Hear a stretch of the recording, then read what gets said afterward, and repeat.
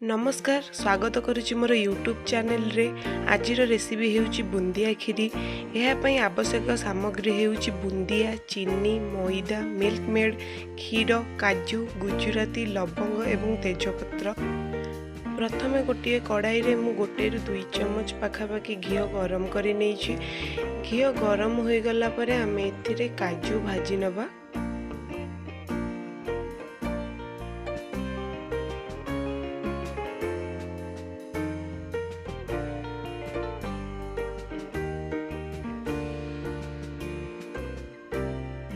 काजू को बेसी कड़ा करी भाजिबा नहीं, एहीपरि भाबरे गोल्डन ब्राउन करी भाजी नेबा। एहा परे एही बळका घीरे 2-3 चम्मच मैदा को भल भाबरे भाजी नेबा। मैदा भाजिबा समय रे फ्लेम को लो रखिबा एवं मैदा को बेसी कड़ा करी भाजिबा नहीं, हल्का गोल्डन ब्राउन परी भाजी नेबा।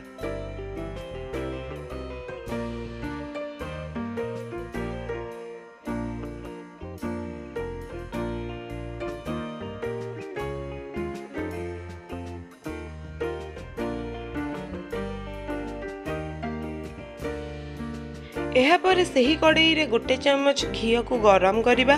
घी भल भाव गरम हो जिबा परे एथिरे 2टी तेजपत्र, किछि लवंग एवं 2-4टी गुजराती को भल भाव भाजी नेबा।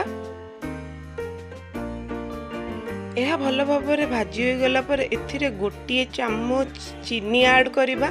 चीनी साधारणतः कलर आसीबारे बहुत हेल्प करि थाए। चीनी मेल्ट हो गला पर एथिरे आमे क्षीर को ऐड करिबा।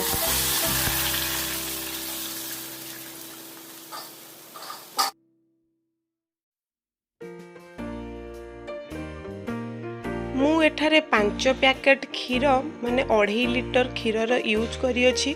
मु एठारे टोटल पानी रो यूज करी नहीं, खाली क्षीर रे हमर खीरी बहुत भलो होई थाए।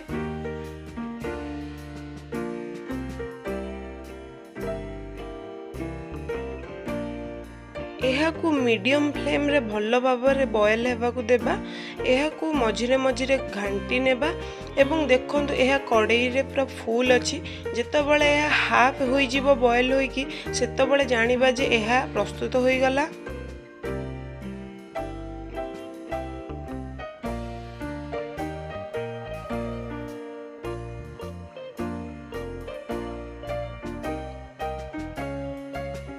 यह भल भाव बॉयल हो साराणी। देखंतु यह कड़ाई रो फुल पर्यंत थिला, एबे यह कड़ाई रो हाफ पर्यंत अछि।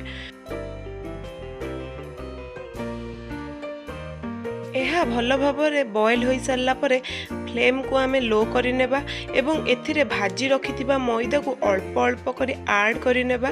एहा को एकाथरे ऐड करिवे नहीं, कारण एकाथरे ऐड करिबा द्वारा एहा गेटा होई जाई थाए एवं एहा को कंटिन्यूअसली भाव रे हमको गोळेबा को पड़िबो।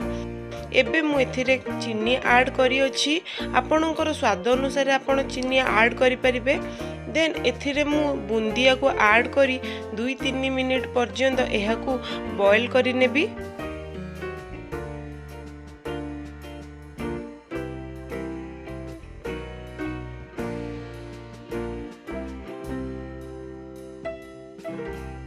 बुंदिया को 2-3 मिनिट पर्यंत ही बॉयल करिवे।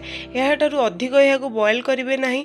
एहा परे फ्लेम को ऑफ करि नेबे एवं एथिरे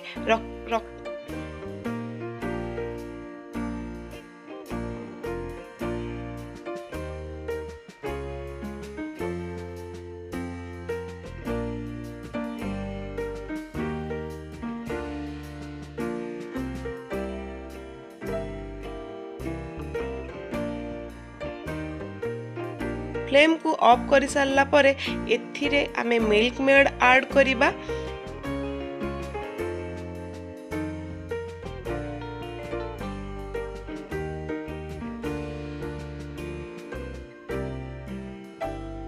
शेषरे आमे गुजराती गुंड एवं काजू को ऐड करिबा।